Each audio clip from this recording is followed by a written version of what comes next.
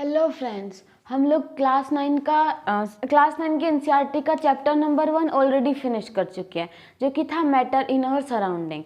अभी हम लोग चैप्टर नंबर 2 स्टार्ट करने जा रहे हैं, जिसका नाम है is matter around us pure. Okay, अभी हम लोग 9th क्लास की एनसीईआरटी का चैप्टर नंबर 2 स्टार्ट करने जा रहे हैं। हमारे साइंस के चैप्टर का नाम है is matter around us pure, around us pure. देखो, मैटर हम लोग ऑलरेडी पढ़ चुके हैं, मैटर की प्रॉपर्टीज, कैरेक्टरिस्टिक, कितने टाइप का मैटर है, सब पढ़ चुके हैं।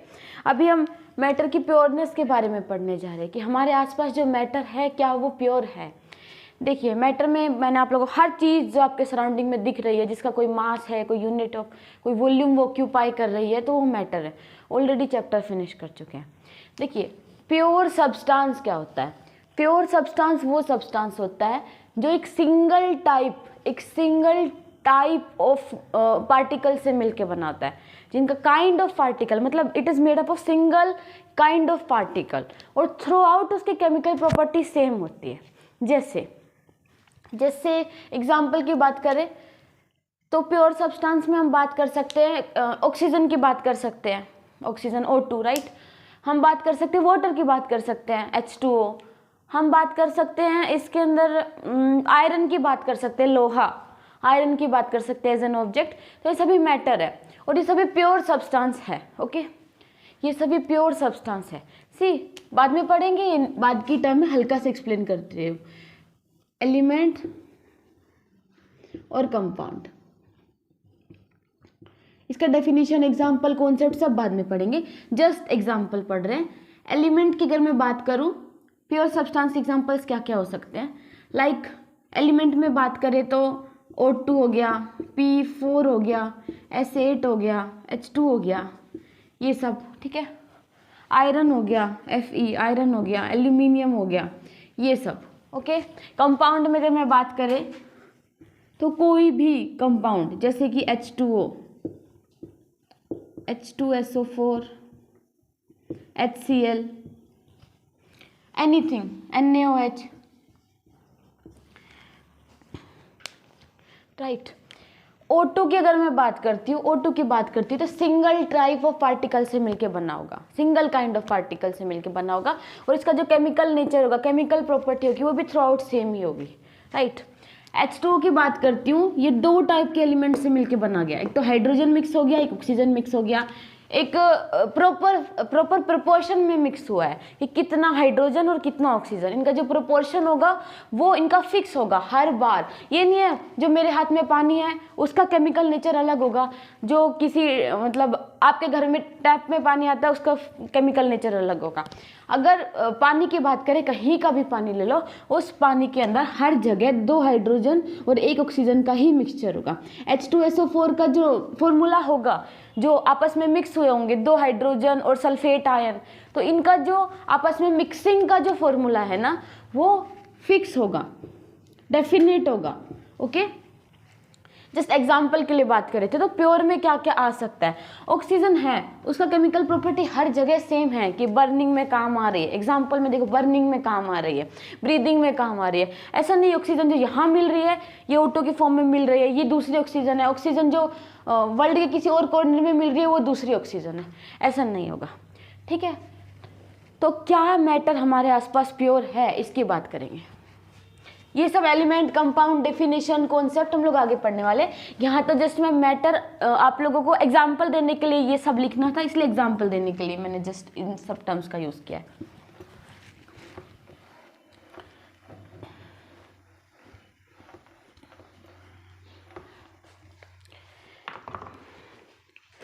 जब हम लोग बोलते हैं कि दूध, मिल्क बोल दिया, घी बोल दिया, हम लोगों को कैसा लग रहा है कि दूध में अगर अडल्ट्रेशन नहीं है, मिलावट नहीं है, तो वो दूध प्योर हो गया। लाइक हम लोगों को कैसा लगता है, लेकिन दूध अपने आप में कोई एक प्योर सब्सटेंस नहीं है। Milk is not a pure substance, because scientist के अकॉर्डिंग प्योर सब्सटेंस की डेफिनेशन क्या होती है? साइंटिस्ट के अकॉर्डिंग प्योर सब्सटेंस की डेफिनेशन क्या होती है? साइंटिस्ट के अकॉर्डिंग प्योर सब्सटेंस की डेफिनेशन होती है that pure substance made up of single kind of particles. Okay, same chemical properties,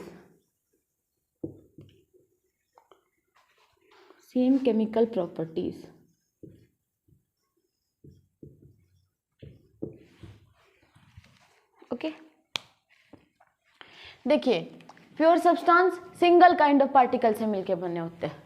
like अगर मैं बात करें आपसे, ऑक्सीजन है, जो पार्टिकल्स है वो सिंगल है, मतलब ऑक्सीजन ही है। ऑक्सीजन गैस की जो O2 के O2 as a elemental form में एग्जिस्ट करता है, उसमें सिर्फ और सिर्फ ऑक्सीजन है, एक ही पार्टिकल है ऑक्सीजन, कोई दूसरा नहीं है। मैं अगर आप लोगों से बात करूँ वाटर में कॉम्बिनेशन हो गया भले ही एलिमेंट्स का, पार्टिकल्स का, लेकिन वो अपने डेफिनेट प्रोपोर्शंस में मिलेगा हर बार।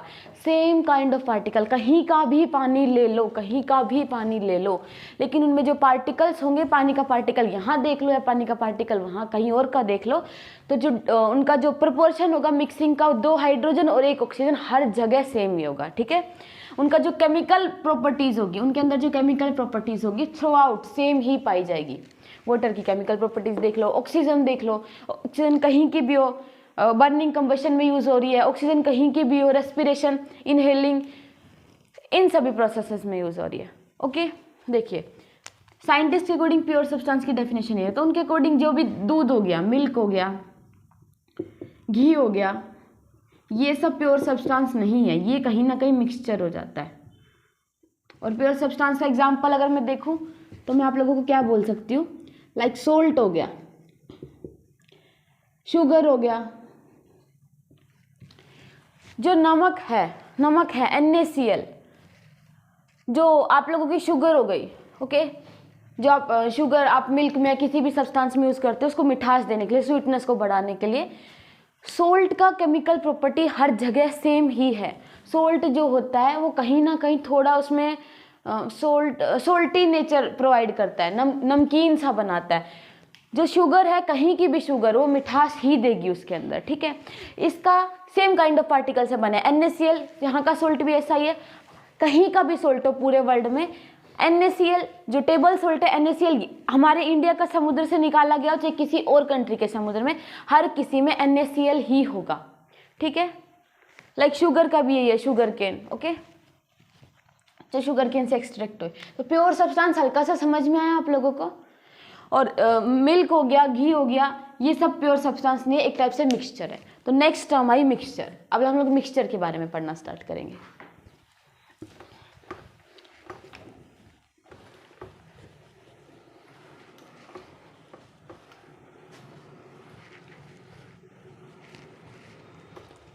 नेक्स्ट है हमारा मिक्सचर। नेक्स्ट टर्म जाएगी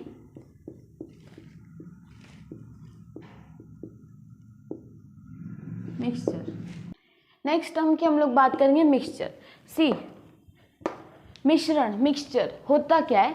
mixture are formed when 2 or more kind of pure substance are mixed with each other। जब दो या दो से ज़्यादा प्योर सब्सटेंस मिक्स होते हैं उसको मिक्सचर बोलते हैं। देखिए, when it is a mixture of, ऐसे बोल सकते हैं, it is mixture, it is the mixing of 2 or more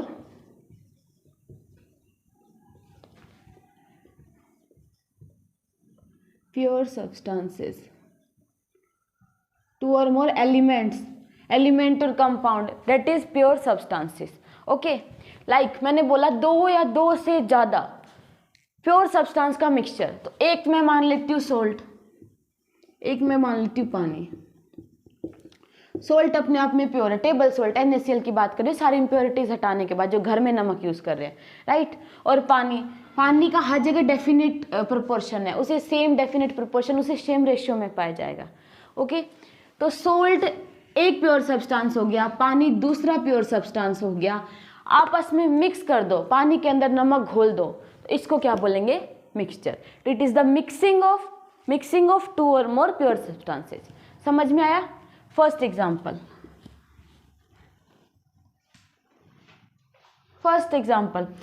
second example, sugar. When sugar is dissolved in water, when some amount of sugar is mixed or dissolved in water, जब sugar जो है उसको पानी के अंदर sugar को dissolve कर दोगे तो क्या हो जाएगा? एक मिक्सचर का फॉर्मेशन हो जाएगा. क्या हो जाएगा? एक मिक्सचर का फॉर्मेशन. और भी बहुत सारे एग्जांपल लिख सकते हो, like salt plus sand. Salt plus sand, salt plus sand. Okay, ये भी एक मिक्सचर है. Next,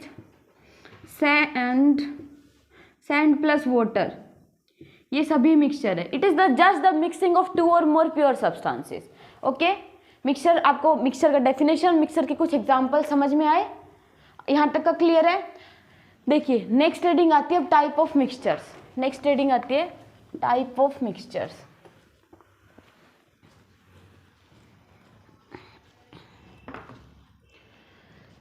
type of mixture next heading है.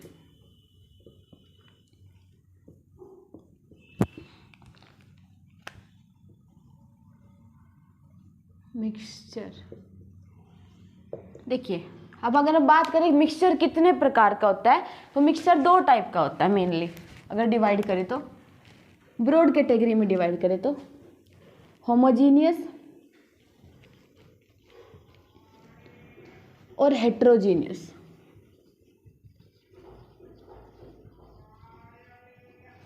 ओके, होमोजीनियस और हेट्रोजीनियस.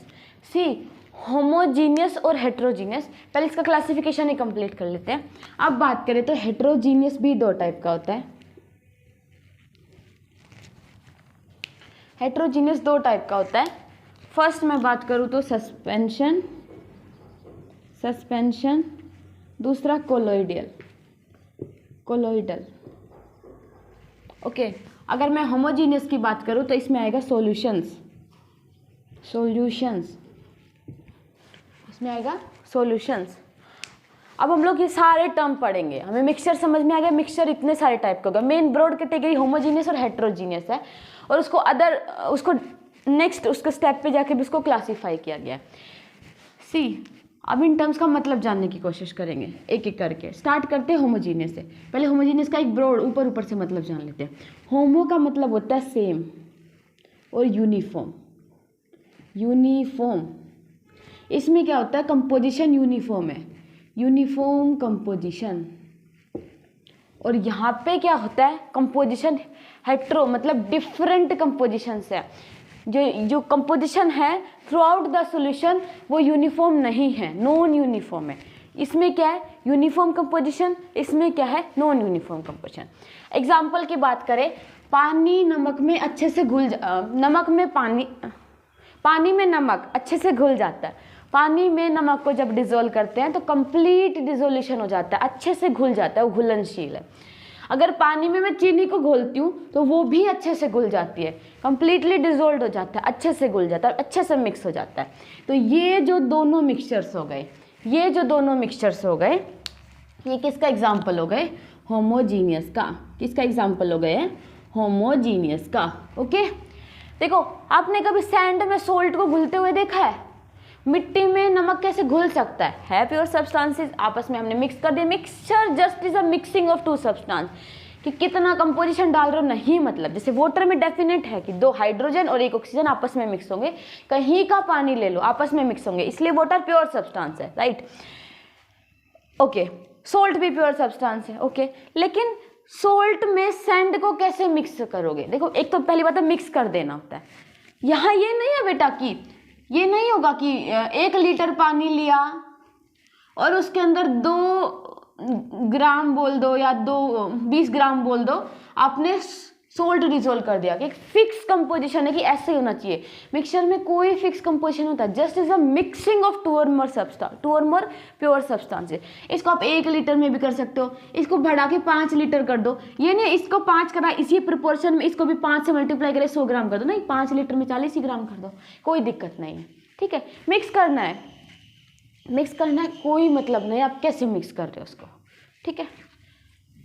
ओके, देखिए सोल्ट में सैंड कैसे मिक्स होगा, आप इतना सा सैंड लेके उसमें इतना सा सोल्ट मिक्स कर दो, इतना ही सैंड लेके इतना सोल्ट मिक्स कर दो, कितना भी कर दो, ठीक है। एक तो मिक्सचर में डेफिनेट प्रोपोर्शन नहीं होता, एक क्राइटेरिया नहीं होता इतना, जैसे मैं अभी समझा भी चुकी हूँ, ठीक है। दूसरा, अगर आप इनको मिक्स करोगे, क्या ये मिक्स हो पाएंगे, क्या ये मिक्स हो पाएगा? जिस हिसाब से नमक पानी में घुल रहा था, क्या सोल्ट और सैंड मिक्स हो पाएंगे? नेक्स्ट, पानी में आप मिट्टी डालोगे तो क्या पानी में मिट्टी मिक्स हो पाती है? थोड़े टाइम बाद देखोगे, थोड़े टाइम बाद देखोगे वो सारी सेटल डाउन हो जाएगी, नीचे जम जाएगी, राइट, उसका प्रेसिपिटेट बन जाएगा, सब का सब नीचे तरफ जाके सेटल डाउन हो जाएगा। उसको थोड़े टाइम आप अनडिस्टर्ब छोड़ दो, बिल्कुल हिलाओ मत, छुओ मत, थोड़ी देर में सारी मिट्टी नीचे की परत में जम जाती है, जो कंटेनर है उसके नीचे की तरफ आ जाती है। तो ये किसका एग्जाम्पल है? हेट्रोजीनियस का, हेट्रोजीनियस का।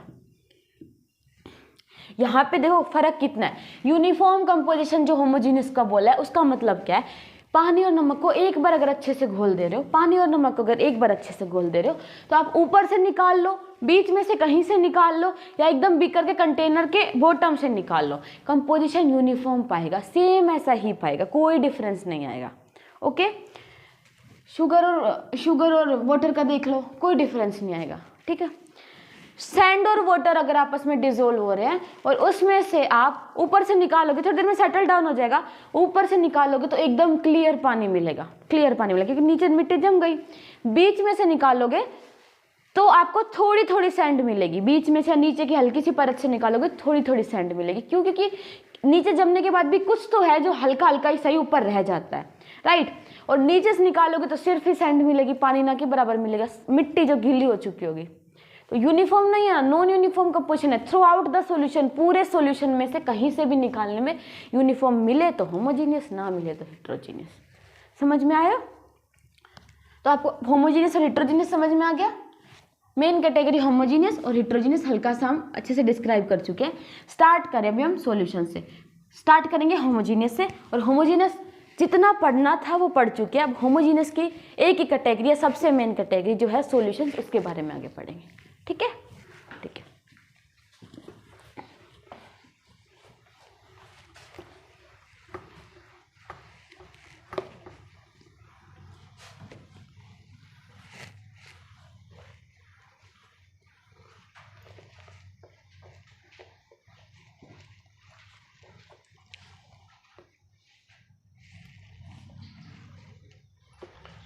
स्टार्ट कर रहे हैं हम लोग सॉल्यूशन से।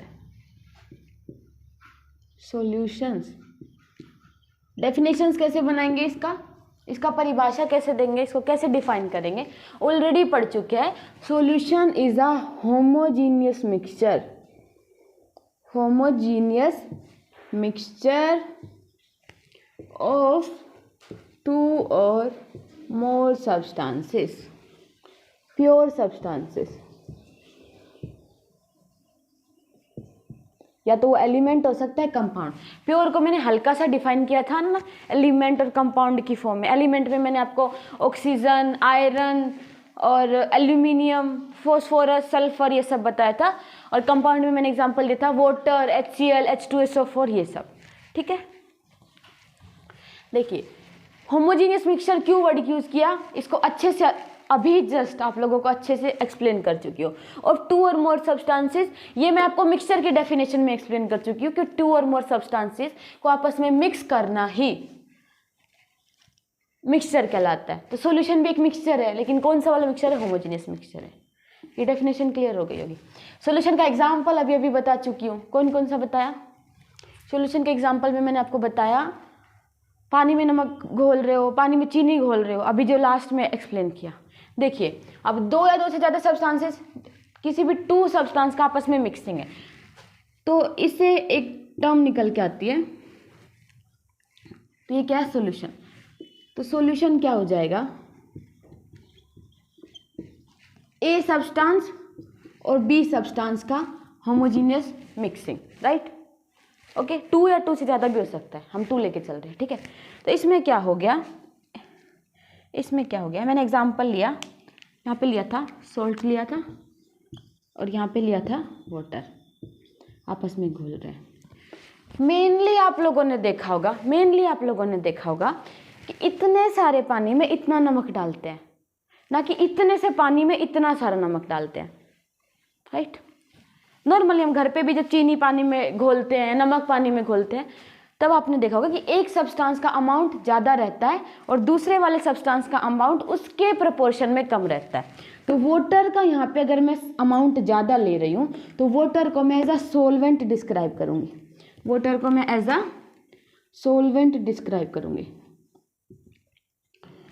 और सोल्ट को मैं एज अ सोल्यूट डिस्क्राइब करूँगी, ओके। तो सोलवेंट क्या होता है, अगर कोई पूछे सोलवेंट क्या होता है, सॉल्यूशन में जिसकी अमाउंट या जिसका कंसंट्रेशन, जिसकी मात्रा अधिक होती है उसको सोलवेंट बोलते हैं। और सोल्यूट क्या होता है, it is lesser in amount, lesser in concentration in a solution. देखो अगर मैं बोलूँ कि 20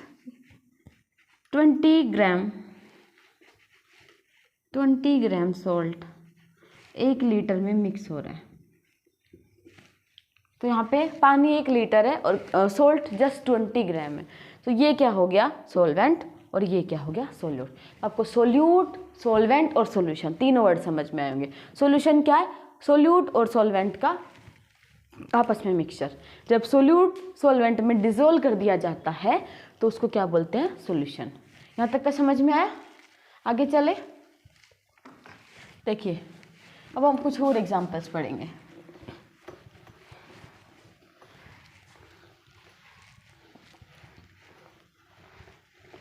देखिए मेनली हम लोगों को ऐसा लगता है कि कुछ भी घुल रहा होगा तो पानी में ही घुल रहा होगा। मेनली जब ऐसा हम सोचते भी है कि कुछ भी हम डिसोल्व कर रहे होंगे तो पानी के में अंदर कर होंगे, तो हमारे दिमाग में एक ही आता है कि सॉलिड, लिक्विड या फिर गैस, तीनों के तीनों कहीं ना कहीं अगर डिसोल्व हो रहे होंगे तो किसी लिक्विड मीडियम में ही हो रहे होंगे, लिक्विड मीडियम में डिसोल्व हो रहे होंगे। ऐसा दिमाग में बहुत बार आता है, राइट। सॉल्यूट कुछ भी हो, ये डिसोल्व हो रहा होगा कहीं ना कहीं लिक्विड मीडियम में, लेकिन ऐसा नहीं होता है। देखो सॉलिड और सॉलिड का भी सॉल्यूशन बनता है, सॉलिड और सॉलिड का भी सॉल्यूशन बनता है, लिक्विड हो दूसरा ज़रूरी नहीं है। गैस और गैस का भी सॉल्यूशन बनता है, गैस और गैस का भी सॉल्यूशन बनता है, राइट। एग्जाम्पल देखते हैं, ये मैंने जो बोला इसका मतलब क्या है। देखो सॉलिड का देखते हैं, एक जैसे एग्जाम्पल देखते हैं।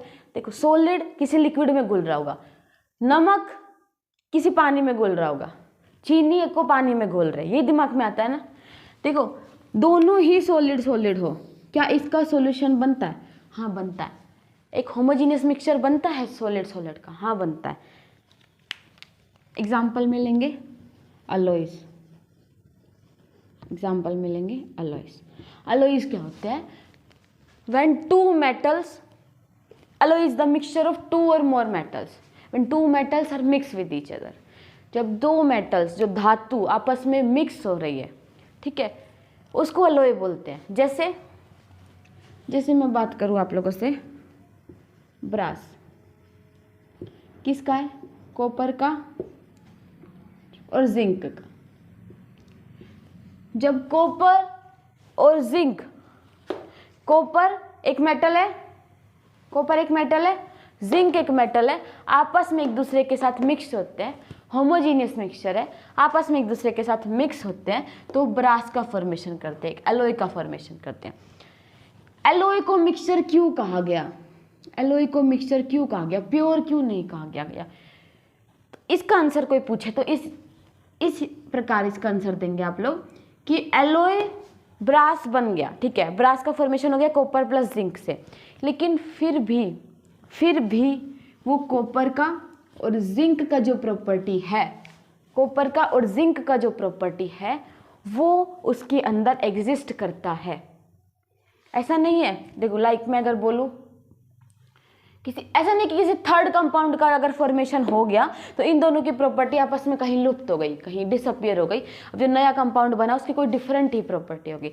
इसके अंदर कॉपर और जिंक की प्रॉपर्टी एग्जिस्ट करती है, ठीक है। अलॉय होमोजेनियस मिक्सचर है दो मेटल्स का, और क्यों मिक्सचर कहा गया, क्योंकि ये नहीं है कि किसी थर्ड, अभी जो मैंने अभी जस्ट एक्सप्लेन किया, किसी थर्ड का फॉर्मेशन हो गया जिसकी एक अपनी अलग ही प्रॉपर्टीज होगी। वो ऐसे होता है ना कि पहले का अपना पूरा भुला चुका हो, किससे बना है वो भुला चुका हो, कोई अपनी अलग ही प्रॉपर्टी लेके आए हो, ऐसा नहीं है। यहाँ पे ये कॉपर और जिंक की प्रॉपर्टी शो करता है, ठीक है। इसमें दोनों की प्रॉपर्टीज होती है।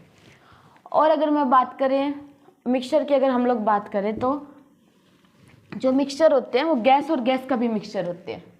गैस और गैस के मिक्सचर का एक अच्छा सा एग्जांपल है air. Air is a mixture, it is a mixture of many gases like nitrogen, it is 78%, oxygen 21% and many other gases like carbon dioxide, argon etcetera, right. यहाँ तक का समझ में आया। सोल्यूट, सोलवेंट, सॉल्यूशन भी आपको describe कर चुकी हूँ। और मिक्सचर ऐसा नहीं है कि सिर्फ इसी कैटेगरी में एग्जिस्ट करता हो, इसमें और इसमें भी एग्जिस्ट करता है, ठीक है। कुछ एग्जांपल्स की बात करते हैं, सॉल्यूशंस की कुछ एग्जांपल की बात करते हैं, फिर सॉल्यूशन की प्रॉपर्टीज की बात करेंगे। देखिए फर्स्ट एग्जांपल आपकी बुक में जो दे रखा है, सोल्ट ले लो या शुगर ले लो, सोल्ट या sugar in water, right. Salt या शुगर इन वाटर, हुआ क्या, सोल्ट या शुगर क्या है, सोल्यूट, कम कंसंट्रेशन में, कम अमाउंट में। ये क्या है, वाटर क्या है, सॉल्वेंट।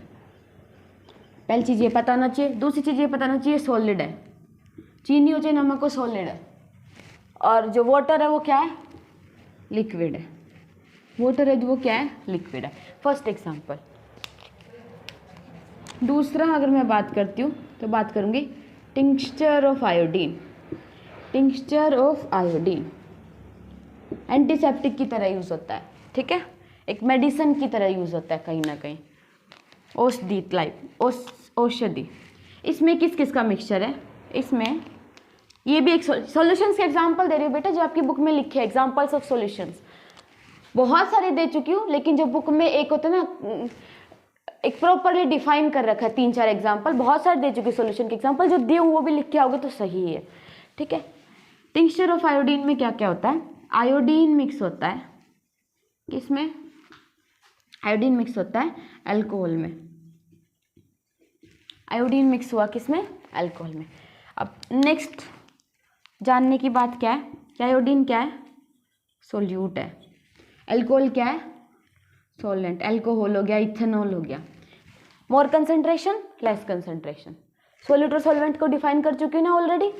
नेक्स्ट जो जानने की चीज़ है वो क्या है कि ये सॉलिड है और ये किसके अंदर जाके मिक्स हुआ है, किसके अंदर जाके मिक्स हुआ है, अल्कोहल, जो कि एक लिक्विड है, ठीक है। तो ये क्या हो गया, solid in liquid solution, solid in liquid solution. ये भी क्या हो गया, सॉलिड इन लिक्विड सॉल्यूशन, ठीक है।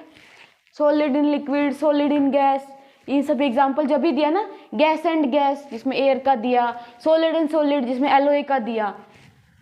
थर्ड एग्जांपल की बात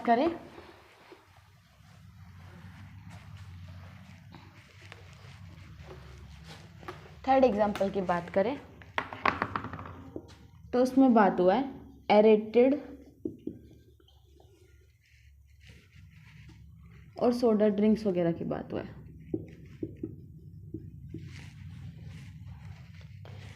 इसमें क्या हुआ कि कार्बन, ये किसका मिक्सचर है, थर्ड वाला, कार्बन डाइऑक्साइड और वाटर। कार्बन डाइऑक्साइड क्या है यहाँ पे, सोल्यूट है पहली बात। वाटर यहाँ पे क्या है, सॉल्वेंट है। कार्बन डाइऑक्साइड क्या है, एक गैस है, वाटर में जाके मिक्स हो रही है। वाटर क्या है, एक लिक्विड है। ये वाला एग्जांपल भी समझ में आया। ये भी क्या है, एक सॉल्यूशन है। सॉल्यूशन मतलब क्या है, होमोजेनियस मिक्सचर, अच्छे से मिक्स हो चुका है, अच्छे से मिक्सचर। टिंक्चर ऑफ आयोडीन उठाओगे, पानी और नमक को उठाओगे, पूरे थ्रू आउट द सॉल्यूशन कहीं से भी उसका एक ड्रॉप उठा लो, सेम ही कंसंट्रेशन आपको दिखेगा। कंसंट्रेशन क्या होता है, नेक्स्ट टॉपिक है, जानेंगे। ये थर्ड। फोर्थ में बात करें तो एयर की ही बात हो रही है। फोर्थ में बात करें तो एयर की ही बात हो रही है। इसमें क्या बात हो रही है कि air is a homogeneous mixture, या एयर क्या है, एक सॉल्यूशन है। इसमें किसकी बात हो रही है कि इसमें नाइट्रोजन है, ऑक्सीजन है, और भी CO2 है, और भी अदर गैसेस है। तो ये क्या हो गया, इसमें जितने भी मिक्सचर है, जो भी आपस में मिक्स हुए हैं, वो सभी गैसेस हैं। तो ये किसका एग्जाम्पल हो गया, गैस इन गैस का। जैसे ये एग्जाम्पल था गैस इन लिक्विड का, गैस इन लिक्विड का, ये कैसे एग्जाम्पल हो गया, गैस इन गैस का। एयर में सारी गैसेस है ना, तो एयर किसका एग्जाम्पल हो गया, गैस इन गैस का। ओके, क्लियर है यहाँ तक का? आगे चले, देखिए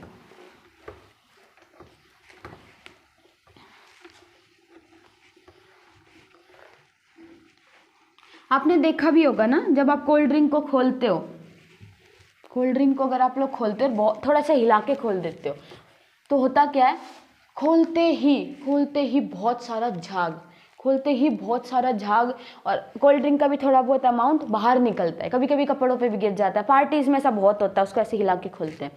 हुआ क्या, जो CO2 उसके अंदर वाटर में मिक्स किया हुआ था ना उस कोल्ड ड्रिंक में, जो आपकी कोल्ड ड्रिंक्स थी, जैसे कोई भी, किसी का भी नाम ले लो, मिरिंडा का ले लो, कोका कोला का ले लो, उस कोल्ड ड्रिंक के अंदर, सोडा ड्रिंक्स में भी सेम ही प्रोसेस होता है। हुआ क्या था, सोडा वाटर जितने भी, जो थर्ड वाला एग्जांपल मैं बताई, उसमें क्या था कि CO2 उस लिक्विड के अंदर भरी गई थी। नीचे तो कोल्ड ड्रिंक है, ठीक है, ऊपर के एरिया में उसमें CO2 कंप्रेस करके भर दी गई, तो CO2 और नीचे कोल्ड ड्रिंक, ठीक है, उसका आपस में मिक्सचर बन गया, उसका आपस में मिक्सचर बन गया और वो जाके घुल गई। लेकिन आपने उसको ऐसे उसको, मतलब कि इसके लिए प्रॉपर वर्ड होता है, देखना एक बार, आप अगर बोतल को ऐसे ऐसे करते हो और फिर उसका बटन ऐसे खोलते हो, तो एकदम वो ऊपर की तरफ जाके, एकदम ऊपर की तरफ उछल के निकलते हैं हमारे ऊपर। तो वहाँ पे जो CO2 थी, जो कंप्रेस करके उस बोतल में भरी गई थी, कोल्ड ड्रिंक की बोतल में भरी गई थी, वो गैस था, और कोल्ड ड्रिंक खुद क्या थी, लिक्विड है। तो वो किसका सॉल्यूशन है, गैस इन लिक्विड।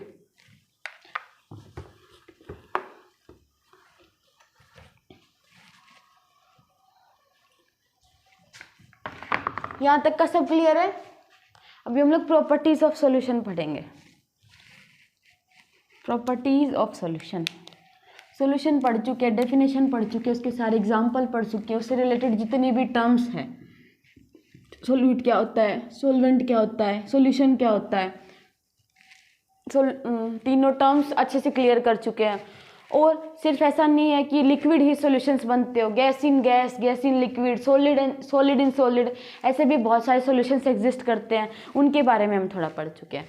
अभी हम पढ़ेंगे properties of solutions. First property में बोलेंगे it is a homogeneous mixture. Homogeneous mixture, इस टर्म को समझाने की जरूरत नहीं है, कई बार एक्सप्लेन कर चुके हैं ना कि होमोजीनियस मिक्सचर होता है सॉल्यूशन। नहीं समझ में आ रहा है, एक बार पीछे जाके दोबारा देख लो। होमोजीनियस मिक्सचर, सॉल्यूशन होता ही होमोजीनियस मिक्सचर है, उसको ब्रॉडली क्लासीफाई किया था होमोजीनियस, हेटेरोजीनियस, वहीं अच्छे से एक्सप्लेन कर चुकी कि कंपोजिशन यूनिफॉर्म होती है थ्रू आउट द सॉल्यूशन, ठीक है। इसको मेरे हिसाब से दोबारा समझाने की जरूरत नहीं है। सेकेंड, इसका जो साइज होता है पार्टिकल्स का, size of particle is less than 1 nanometre, 1 nanometre से भी कम होता है। उसको हम अपनी नेक्ड आई से नहीं देख सकते हैं, आई से नहीं देख सकते हैं। हमारी नॉर्मल इन आँखों से हम सॉल्यूशंस के पार्टिकल्स को नहीं देख सकते हैं। पानी में नमक इतना अच्छे से डिजोल्व हो जाएगा कि आप पानी और नमक के पार्टिकल्स को नॉर्मली नहीं देख सकते कि नमक गया कहाँ, वो अच्छे से डिजोल्व हो गया। जो पार्टिकल्स का साइज होगा वो 1 नैनोमीटर से भी कम होगा, नहीं देख पाएंगे। थर्ड, साइज पार्टिकल का इतना छोटा होगा, इतना छोटा होगा कि वो जो है ना, लाइट की अगर बीम डाले उसमें से किरणें जाए तो उसको स्कैटर नहीं करेगा, उसको स्कैटर नहीं करेगा, तो उसमें हमें कोई भी लाइट जाती हुई विजिबल नहीं होगी। उसमें कोई भी लाइट, कोई भी हमें विजिबल लाइट जो हमें दिख रही हो अपनी आंखों से तो नहीं दिखेगी। थर्ड क्या है, साइज ऑफ पार्ट, वही सेम आप समझना, पॉइंट लिखने की कोशिश करना, बुक में ऑलरेडी लिखा हुआ है। साइज ऑफ पार्टिकल बहुत कम है, इसलिए it does not scatter the visible, scatter the beam of light.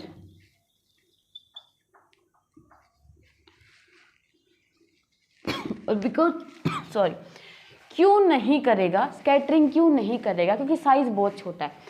Scattering like मैं बोल सकती हूँ कि अगर इसका पार्टिकल का साइज बड़ा होता तो लाइट आई होती तो स्कैटर करके टकरा के चली गई होती, किसी और दिशा में मुड़ गई थी। साइज बहुत छोटा है, क्रॉस कर जाता है। ठीक है, फोर्थ मैं बात करूँ, होमोजीनियस मिक्सचर है, साइज पार्टिकल्स का बहुत छोटा है।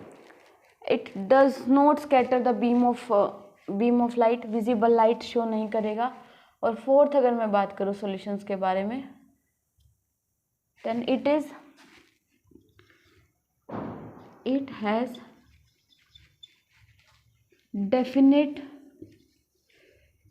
definite composition throughout the solution,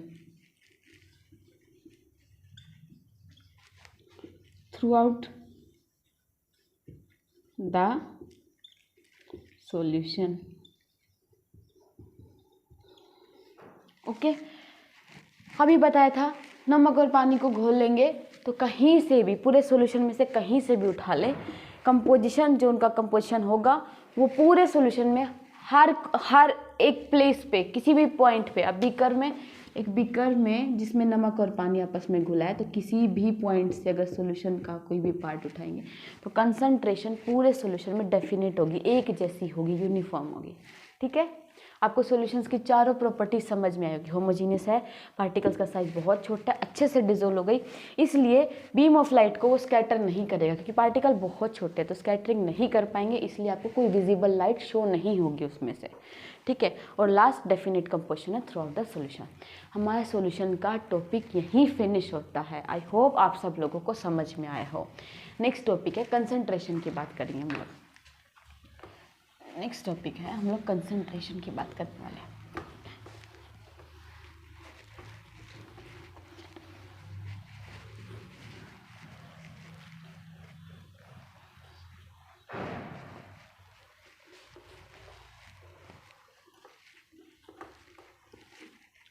okay, अभी हम लोग कंसंट्रेशन नेक्स्ट टॉपिक स्टार्ट कर रहे हैं।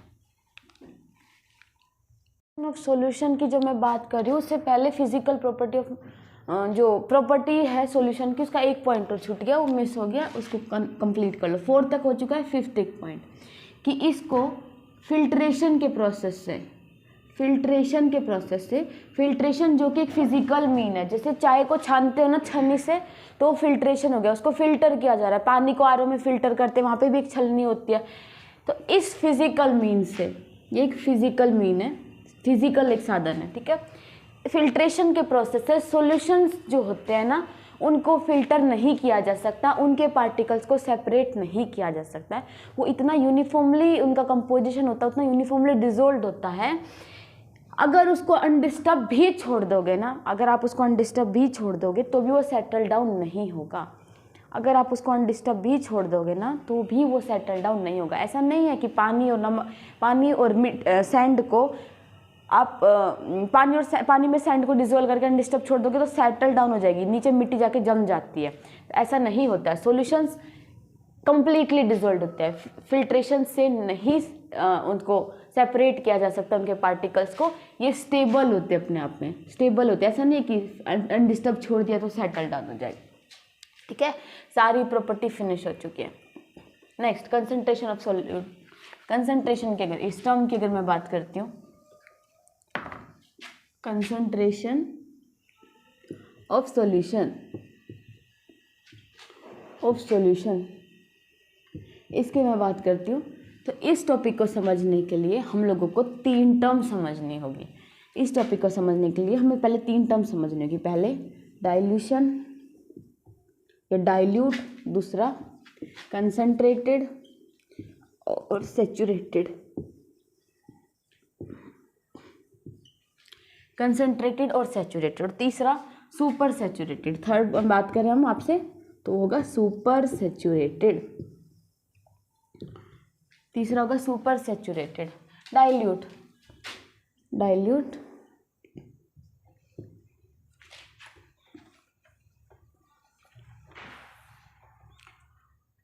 की अगर मैं आप लोगों से बात करती हूँ तो डाइल्यूट में क्या होता है कि जो अमाउंट है सोल्यूट का वो लेस होता है, वेरी वेरी लेस होता है, काफ़ी कम होता है सोलवेंट के अमाउंट से। बहुत बड़े बीकर में, कंटेनर में आपने पिंच ऑफ सॉल्ट डाल दिया या जस्ट स्पून ऑफ सॉल्ट डाल दिया, मतलब सोलवेंट के कंपेयर में सोल्यूट का जो कंसंट्रेशन होता है ना वो काफ़ी ज़्यादा कम होता है। ओके, कंसंट्रेटेड सॉल्यूशन की अगर मैं बात करती हूँ, ये डाइल्यूटेड सॉल्यूशन है। डाइल्यूशन मतलब पानी ज़्यादा है, मतलब सोलवेंट ज़्यादा है और जो सोल्यूट उसमें डाल रहे हो उसका मात्रा काफ़ी कम है।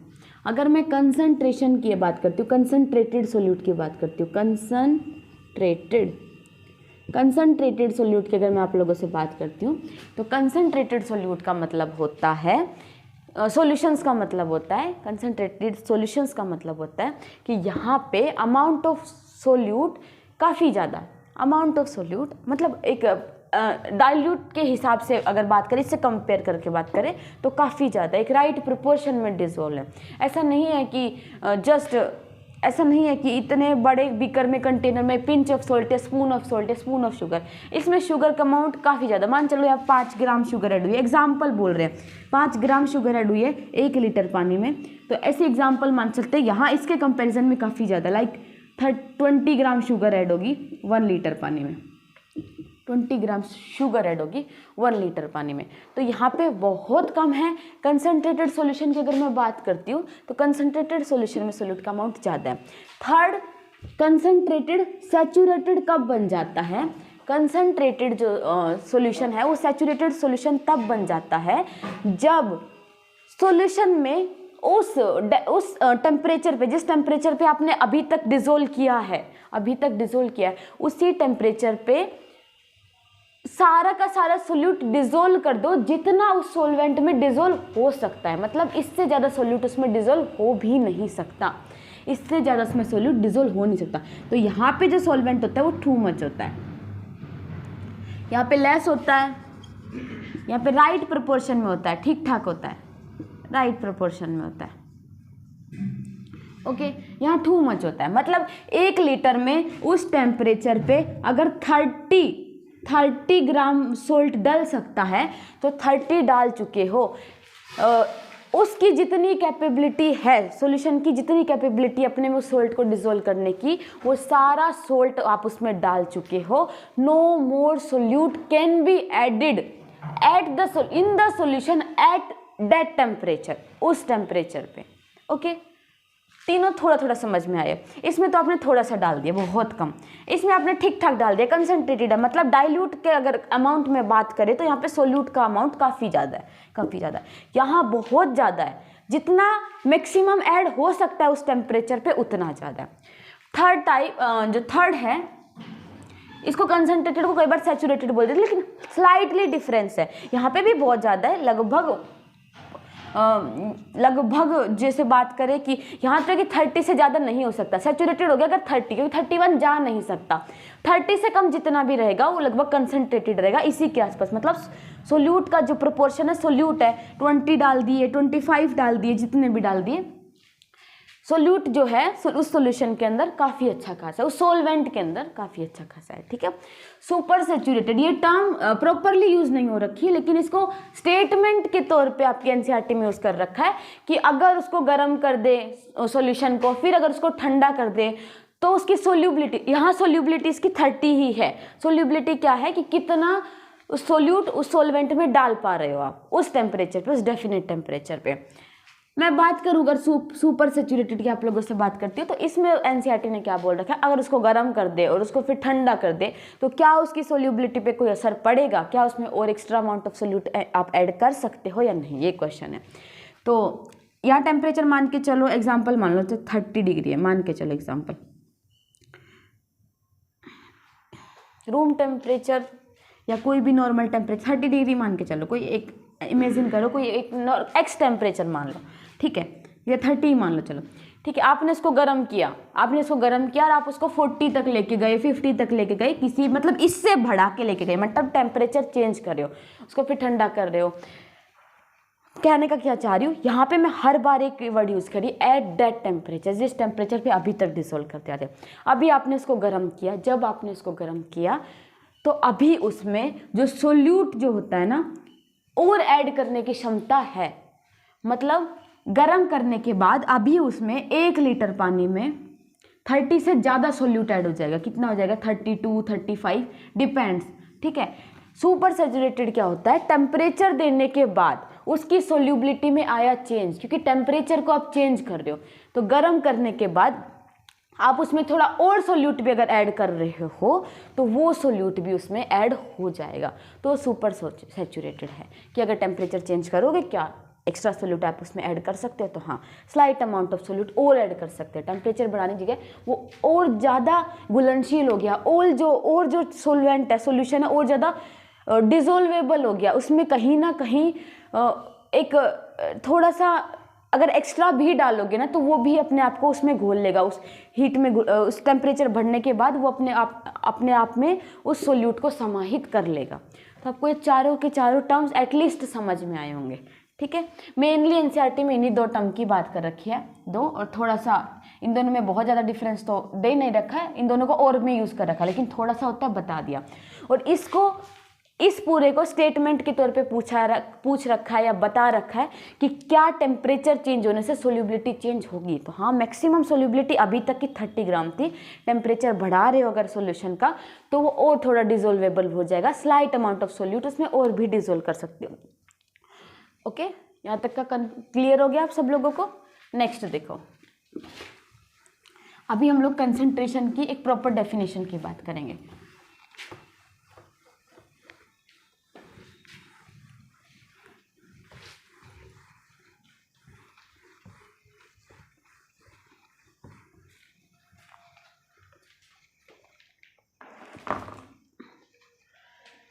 क्या बोल सकते हैं कंसंट्रेशन ऑफ सॉल्यूशन को? अमाउंट ऑफ सोल्यूट, कितना सोल्यूट है किसमें? अमाउंट ऑफ सॉल्यूशन,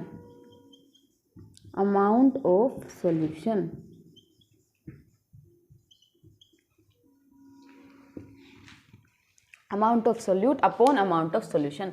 कंसंट्रेशन क्या है कि आपने कितना सोल्यूट ऐड किया और कितने अमाउंट सॉल्यूशन में किया, कितना सोल्यूट लिया, कितना सोलवेंट लिया, अमाउंट। जैसे मैंने बोला 5 ग्राम ऑफ NaCl, और फिर अगर मैं बोल रही हूँ आप लोगों से 5 ग्राम ऑफ NaCl अगर मैं बोलूँ, और फिर अगर मैं आप लोगों से बोलूँ इन 1 लीटर ऑफ वाटर, ओके, तो amount of solute upon amount of solution is called concentration. अब कंसंट्रेशन को हम 2 वेज में मेज़र कर पाते हैं, 2 वेज में मेज़र कर पाते हैं। किन वेज में? या तो सॉल्यूशन के मास के रिस्पेक्ट में या वॉल्यूम के रिस्पेक्ट में। सॉल्यूशन के मास के रिस्पेक्ट में या सॉल्यूशन के वॉल्यूम के रिस्पेक्ट में। लाइक फॉर्मूला चेंज होकर फिर कैसे हो जाएगा? That mass of solute upon mass of solution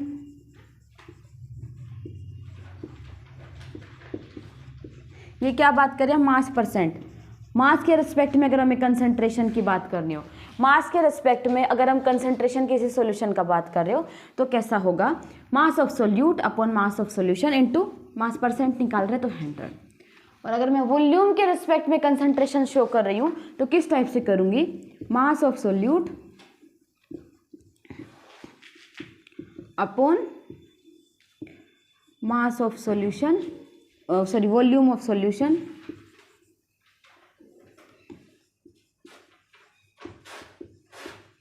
into 100। ये क्या है? वॉल्यूम परसेंट या volume concentration, change in volume concentration बोल सकते हैं, ठीक है। देखिए यहाँ सॉल्यूशन लिखना है, और सॉल्यूशन को मैं दूसरे टर्म में अगर लिखना चाहूँ या इसको और इजी करना चाहूँ तो सॉल्यूशन क्या होता है? सॉल्यूशन होता है solute plus solvent, solute plus solvent. Okay, यहाँ तक का आप लोगों को समझ में आया? Are you all clear in it? Okay, हुआ यहाँ तक का? Concentration of solution, amount of solute dissolve in amount of solution. कितना सोल्यूट डिजोल्व है? कंसंट्रेशन का मतलब क्या होता है कि कितना सोल्यूट का अमाउंट डिजोल्व है कितने सॉल्यूशन के अमाउंट में। इसको आप 2 तरीक़ों से टू वे से रिप्रेजेंट कर सकते हो, या तो मास के रिगार्डिंग या वॉल्यूम के रिगार्डिंग। सबसे पहला क्या है, mass by mass percent of a solution, mass by mass percent of a solution. इसमें क्या होता है, mass of solute upon mass of solution into 100। दूसरा होता है mass by volume percent of a solution, mass by volume percent of a solution. इसमें क्या होता है, mass of solute upon volume of solution into 100। यहाँ तक का क्लियर है? देखो एग्जांपल देती हूँ, एक आपको न्यूमेरिकल करके देखते हैं। मास ऑफ सॉल्यूशन, और सॉल्यूशन क्या होता है, सोल्यूट प्लस सॉल्वेंट। क्लियर होगा, एक न्यूमेरिकल करते हैं, कंसंट्रेशन क्लियर होगा।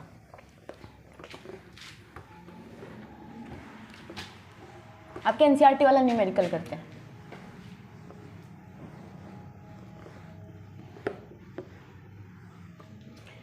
एनसीईआरटी में न्यूमेरिकल दे रखा है, उसमें बोला है, एनसीईआरटी न्यूमेरिकल में बोला है कि समथिंग 30 ग्राम, किसी सॉल्यूशन में 30 ग्राम सोल्यूट को, 30 ग्राम सोल्यूट को, और मुझे टोटल 30 बाय दोनों को ऐड करना है, तो 3 का डिवाइड हो जाए ऐसा कोई नंबर, 300 मुझे चाहिए। 30 ग्राम सोल्यूट जो कि सोल्ट है, उसको डिज़ोल्व कराए, डिज़ोल्व किया है कितने में, डिज़ोल्व किया है 270 ग्राम ऑफ वाटर में। 30 ग्राम सोल्ट का लिया है, उसको 270 ग्राम पानी के अंदर डिज़ोल्व किया है। तो क्वेश्चन पूछा है आप लोगों से कि यहाँ पे आप मास बाय मास पर, मास के रिगार्डिंग में पूछा है इसमें आपको, mass by mass percent of a solution आपको निकालना है। यहाँ पे कंसंट्रेशन निकालनी है, किसके एस्पेक्ट में, मास बाय मास परसेंट। ठीक है, फॉर्मूला मैंने आप लोगों को बताया कि कंसंट्रेशन कैसे निकालेंगे। मास बाय मास परसेंट में, मास बाय मास परसेंट में mass of solute, mass of solute upon mass of solution, solution into 100। Mass of solute कितना है 30, मास ऑफ सोल्यूट कितना है 30, मास ऑफ सॉल्यूशन कितना है, तो सॉल्यूशन कितना होगा, साइड में लिखो, सॉल्यूशन कितना होगा, solution is equal to solute plus solvent, solute plus solvent. What is solute, 30 gram, and what is solvent, 30 gram of salt is dissolved in 270 gram of water. तो सोलवेंट कितना है 270 ग्राम, तो टोटल सॉल्यूशन कितना हुआ 300 ग्राम। Okay, तो यहाँ का 300 ग्राम को यहाँ पे पुट करो, 300 ग्राम, ग्राम इंटू 100, परसेंटेज के लिए 100, 10 10 10 जा, 1 0 से 1 0 कट करो, 1 0 10 से ये वाला 0 कट करो, आंसर क्या आया 10%। ओके, आंसर क्या आया 10%। ग्राम से ग्राम, यूनिट से यूनिट कट जाएगी। आपको कंसंट्रेशन ऑफ सॉल्यूशन वाला टॉपिक क्लियर हुआ होगा। सी, इसका एक बार ओवरव्यू करते हैं, इसमें क्या समझाया। सबसे पहले आपको समझाया था डाइल्यूट सॉल्यूशन। सॉल्यूशन देखो ऐसे ही चलते हैं, डाइल्यूट सॉल्यूशन, डाइल्यूट सॉल्यूशन में सोलवेंट के अंदर सोल्यूट का जो अमाउंट है वो बहुत कम है, बहुत कम है, इज़ वेरी लेस और लेस, ठीक है, as compare to the amount of solute, as compare to the amount of solvent. जिसमें घोल रहे हो और जिसको घोल रहे हो, जिसमें घोल रहे हो मतलब सोलवेंट, और जिसको घोल रहे हो मतलब सोल्यूट। तो उस सोलवेंट में जो सोल्यूट है जिसको घोल रहे हो उसका अमाउंट बहुत कम है, मतलब सोलवेंट कहीं ना कहीं काफ़ी ज़्यादा रहा होगा, या इसका बोल दो कि सोलवेंट के कंपेयर में सोल्यूट कहीं ना कहीं काफ़ी कम रहा होगा, तो वो डाइल्यूट सोल्यूशन है। पानी ज़्यादा है, मतलब एग्जाम्पल पानी लेके चल रहे हैं हम लिक्विड में, तो पानी में नमक अगर डाल रहे हैं तो नमक या तो वैसे बोल दो बहुत कम है, या ऐसे बोल दो पानी बहुत ज़्यादा है, उस पानी के कंपेयर में नमक बहुत कम है। दूसरा मैंने टर्म बताया आप लोगों को, सेकेंड टर्म बताया कंसनट्रेटेड। कंसनट्रेटेड में डाइल्यूट जो कंसनट्रेटेड सॉल्यूशन है, डाइल्यूट सॉल्यूशन है, उसके कंपेयर में कंसनट्रेटेड सॉल्यूशन में जो अमाउंट है सोल्यूट का, जो सोलवेंट में घोला जा रहा है, डिजोल्व किया जा रहा है, वो काफ़ी ज़्यादा है, अच्छा खासा है। जैसे मैंने यहाँ पे बताया था 5 ग्राम को घोला है 1 लीटर में। जब मैं कंसनट्रेटेड में पूछी तो मैंने बताया 20 ग्राम को 25 ग्राम को आप घोल रहे हो 1 लीटर में, मतलब एक राइट अमाउंट ऑफ सोल्यूट, अच्छा खासा अमाउंट ऑफ सोल्यूट है, ठीक है। अगर मैं बात करूँ सैचुरेटेड सॉल्यूशंस की, तो उसमें मैंने आप लोगों को बताया था कि 1 ग्राम में 30 ग्राम ऑफ सोल्ट है। सोल्ट कितना था? 30 ग्राम। तो यहाँ पे जो सोल्यूट जो आप डिजोल्व कर रहे थे, जो पानी के अंदर नमक डाल रहे थे 30 ग्राम, वो टू मच था, बहुत ज़्यादा था, इससे ज़्यादा हो ही नहीं सकता। तो सैचुरेटेड को अगर मैं एक ऐसे वर्ड में डिफाइन करूँ तो ऐसे बोल सकती हूँ कि मैक्सिमम जितनी उसकी डिजोल्विंग एबिलिटी थी उतना पूरा सोल्यूट मैंने उसमें ऐड कर दिया है। मैक्सिमम जितनी डिजोल्विंग एबिलिटी थी उतना पूरा सोल्यूट उसमें ऐड कर दिया। अदर वर्ड्स में इसको ऐसे भी बोल सकते हैं कि that no more solute can be added to that solution at that temperature. In this solution at that temperature, उस सोल्यूशन में अब उससे ज़्यादा अमाउंट ऑफ सोल्यूट ऐड हो भी नहीं सकता। ये मैक्सिमम था उस टेम्परेचर के लिए, ठीक है। तो ये मैक्सिमम था 30 और कंसनट्रेटेड में क्या था 20 25 कितना भी, ठीक है। डाइल्यूट में बहुत कम या अच्छा खासा, यहाँ टू मच, मैक्सिमम जितना जा सकता है वो कंप्लीट।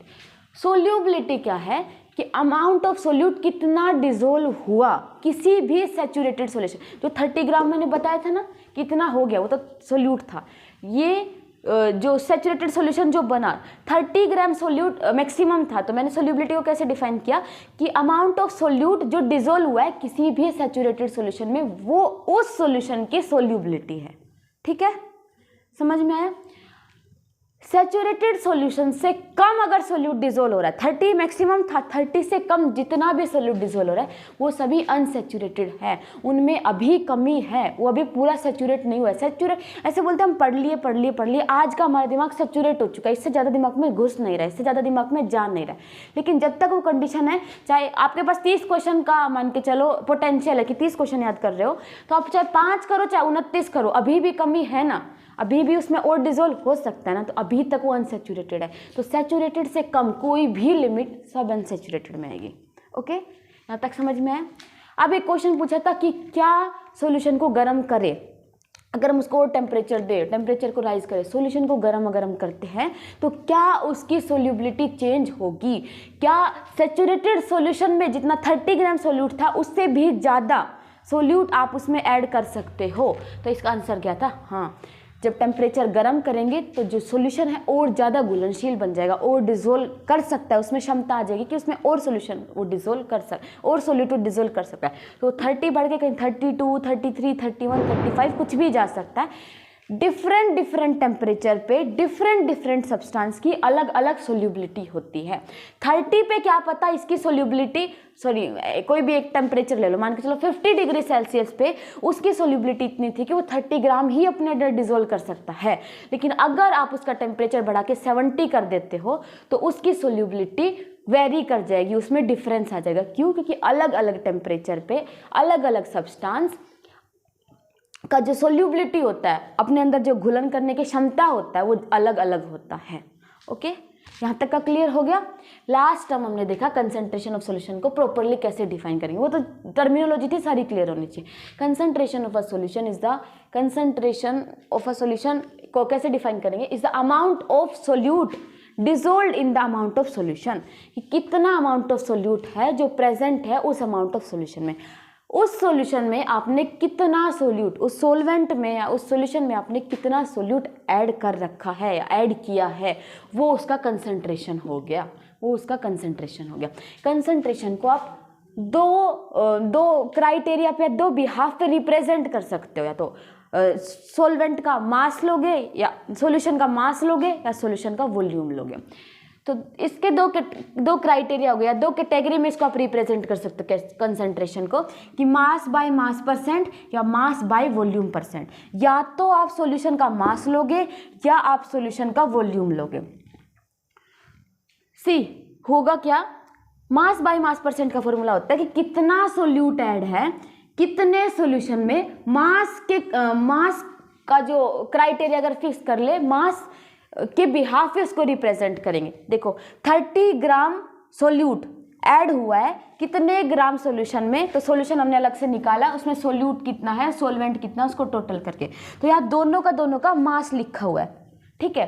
अगर यहाँ पे मास बाय वॉल्यूम परसेंट, जो कि इसका सेकंड फॉर्मूला है, सेकंड कंसंट्रेशन को दो टर्म में मेजर कर सकते हैं, दो टर्म में मेजर किया, फर्स्ट तो मास बाय मास परसेंट, दूसरा mass by volume percent. Mass by volume का परसेंट का फॉर्मूला हो जाता mass of solute upon volume of solution into 100, mass of solute upon volume of solution. यहाँ volume आ जाता, यहाँ कुछ आता वो ग्राम में नहीं आता, जैसे यहाँ तो मैंने 300 ग्राम लिखा, वॉल्यूम आता समथिंग लीटर में आया होता। यहाँ जो उसका क्या बोलते हैं, जो ये उसका यूनिट है वो चेंज हो जाता, वॉल्यूम वाला हुआ होता है। ये तो मास था, कितना मास था, तो दो टर्म में रिप्रेजेंट कर सकते हैं। ओके, कितना मास कितने सॉल्यूशन में। और यहाँ क्वेश्चन में क्या पूछा था कि 30 ग्राम नमक 270 ग्राम पानी में ऐड हुआ है, तो उसका mass by mass percent of solution निकालो, उसका कंसंट्रेशन निकालो कैसा रहा। तो मैंने नमक लिखा, सोल्यूट की जगह नमक लिखा, अपॉन सॉल्यूशन लिखना था, और पानी क्या है, सोलवेंट, किस में डाला गया, तो सॉल्यूशन क्या हो जाएगा, सोल्यूट प्लस सोलवेंट दोनों को ऐड करके फिर निकाल दिया, तो इसका मास बाय मास परसेंट आया 10%। ओके, यहाँ तक का आप सब लोगों को आई होप क्लियर रहा होगा। सी, आप लोगों ने प्योर सब्सटेंस पढ़ा। प्योर सब्सटेंस को मैंने स्टार्ट करते ही आप लोगों से बताया था कि प्योर सब्सटेंस में मैंने आप लोगों को बताया कि हम लोगों को लग रहा है कि दूध में अगर पानी नहीं है, कोई एडल्ट्रेशन नहीं है, कोई मिलावट नहीं है, तो वो प्योर है, लेकिन ऐसा नहीं है। साइंटिफिकली प्योर सब्सटेंस की डेफिनेशन अलग होती थी। साइंटिफिकली प्योर सब्सटेंस की डेफिनेशन अलग था कि वो सेम काइंड ऑफ पार्टिकल से मिलके बना हो, उसका केमिकल नेचर सेम हो। दूध एक ही काइंड ऑफ पार्टिकल से मिलके नहीं बना, दूध के अंदर कहीं ना कहीं पानी भी है, दूध के अंदर कहीं ना कहीं फैट भी है, दूध के अंदर कहीं ना कहीं प्रोटीन्स भी है, ठीक है। दूध पीते हैं तो हमारे शरीर में बहुत ज़्यादा ऊर्जा आती है, हमें एनर्जी मिलती है। देखिए, दूध को आप भिगोने के लिए रख दो तो आप उससे दही निकाल के उसका मक्खन बना सकते हो। दूध से ही दही बनता है, दूध से ही दही बनता है, दूध से ही घी बनता है। तो दूध में ऐसा नहीं कि सिर्फ दूध ही है, दूध में पानी भी है, दूध में फैट मतलब घी, दूध से क्रीम निकाल के, मलाई निकाल के आप घी भी बना रहे हो, उसमें प्रोटीन्स भी है, वैरायटी, उसमें बहुत कुछ है। तो प्योर नहीं, हमें दिख रहा है वो प्योर है, हमें लग रहा है कि अगर पानी नहीं मिलाया दूध वाली ने तो प्योर था, लेकिन साइंटिफिकली, साइंटिस्ट के अकॉर्डिंग उसकी प्योरिटी की डेफिनेशन अलग है। फिर हम लोग मिक्सचर्स पे आए। मिक्सचर्स क्या था, मिक्सचर्स था कि जब दो या दो से ज़्यादा प्योर सब्सटेंस आपस में मिक्स हो जाते हैं, it is the mixing of two or more pure substances मतलब it may be an element, it may be an compound. Element और कंपाउंड का मैं हल्का सा आप लोगों को बताई थी क्या एलिमेंट है, कंपाउंड है। एलिमेंट और कंपाउंड का मेन डिफरेंशिएशन, उसको जो डिफरेंशिएट करके रखा हो चैप्टर के लास्ट तक जाते हुए, मैंने आप लोगों को बताया था कि नमक हो गया वो प्योर है, चीनी हो गई वो प्योर है। अगर मैं बात करूँ और मिक्सचर्स की, तो मैंने होमोजीनियस हेट्रोजीनियस बनाया था कि नमक अगर पानी में घुला है, चीनी अगर पानी में घुली है तो अच्छे से घुल गई। पानी में अगर आप लोगों ने मिट्टी डाल दिया तो वो अच्छे से नहीं घुलेगी, थोड़ी देर में सेटल डाउन हो जाएगी। पानी में अगर आपने तेल डाल दिया, ऑयल अगर पानी में डाल दिया, तो वो भी एक हेट्रोजीनियस मिक्सचर है, क्योंकि वो घुलेगा नहीं ठीक से, पानी के ऊपर तेल तैरता रह जाएगा। वो आपस में डिजोल्व ही नहीं हुए, उस नॉन यूनिफॉर्म है, ऊपर तेल मिलेगा, बीच में हल्का हल्का तेल, हल्का हल्का पानी मिलेगा ऊपरी सतह पे, नीचे बिल्कुल ही पानी मिलेगा, तो डिजोल्व नहीं हुआ। सैंड मिक्सचर है, उसमें मिट्टी भी है, उसमें छोटे छोटे स्टोन्स भी है, मिनरल्स भी है। देखो सैंड बहुत सारे टाइप की होती है, उसमें जो ग्रेवल्स होते हैं, जो छोटे, किसी में छोटे स्टोन होते हैं, किसी में बड़े बड़े स्टोन होते हैं, बिल्कुल ही मिट्टी होती है पथरीली, और उसमें कंकर होते हैं। सैंड की भी बहुत सारी वैरायटी होती है। सैंड भी अपने आप में एक मिक्सचर है। सी वाटर, समुद्र के पानी में अंदर कितना कुछ घुला होता है, डिफरेंट टाइप ऑफ सॉल्ट। एक तो NaCl है जो हम खुद ही नमक जो पानी से, समुद्र के खारे पानी से एक्सट्रैक्ट करते हैं, और भी बहुत सारे उसके अंदर सॉल्ट्स घुले होते हैं। सिर्फ यही नहीं है, ये मैक्सिमम अमाउंट में है जो हम उससे एक्सट्रैक्ट कर पाते हैं। समुद्र का पानी होगा, मिनरल वाटर हो गया, ऐसे बहुत सारे एग्जाम्पल्स हैं। सॉल्यूशंस आज हम लोग खत्म कर चुके हैं। सॉल्यूशंस क्या होते हैं, उसके एग्जांपल्स, उसकी प्रॉपर्टीज़ क्या है, ये सब हम लोग कंप्लीट कर चुके हैं। नेक्स्ट क्लास में हम अब सॉल्यूशन हेट्रोजीनियस की मेनली बात करेंगे, कोलोइडल की बात करेंगे, सस्पेंशंस वगैरह की बात करेंगे, ठीक है। आज के हमारी क्लास हम लोग यहीं ख़त्म करते हैं। आई होप आप सब लोगों को समझ में आया हो। अगर आप लोगों को कुछ भी नहीं समझ में आया तो आप अपना कमेंट सेक्शन में अपना डाउट भेज सकते हैं, आपका डाउट को रिजोल्व करने की कोशिश की जाएगी, ओके। अगर आप लोगों को हमारा वीडियो पसंद आया हो तो आप इसे अपने दोस्तों से, अपने कलीग्स से शेयर करें, इसको ज़्यादा से ज़्यादा शेयर करें ताकि और लोगों को भी कॉन्सेप्ट क्लियर करने में थोड़ी हेल्प हो। हमारी तरफ से हम अपना बेस्ट देने की कोशिश कर रहे हैं। आई होप उनकी भी नॉलेज में थोड़ा गेन हो, उनको भी थोड़ा एक एक्स्ट्रा एज या एडवांटेज मिले। And thank you for your time. Thank you so much all of you. Good bye.